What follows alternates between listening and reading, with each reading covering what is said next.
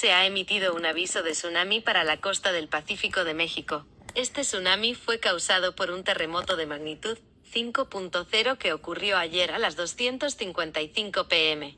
PST. Este terremoto ocurrió a 65 millas al sur de Acapulco, México. Tiempo estimado seleccionado de la llegada de la primera ola de tsunami. Acapulco, México 5:45 p.m. PST. Cárdenas, México 625 p.m. PST. Zihuatanejo, México 6:45 p.m. PST. El aviso de tsunamis permanecerá en vigor hasta nuevo aviso.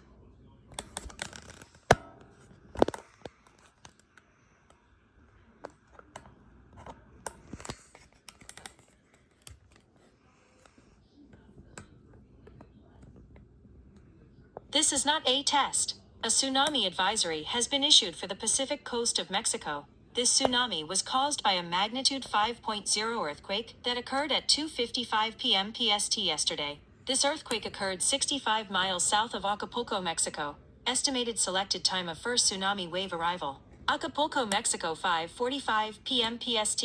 Cardenas, Mexico 6:25 p.m. PST. Zihuatanejo, Mexico 6:45 p.m. PST. The tsunami advisory will remain in effect until further notice.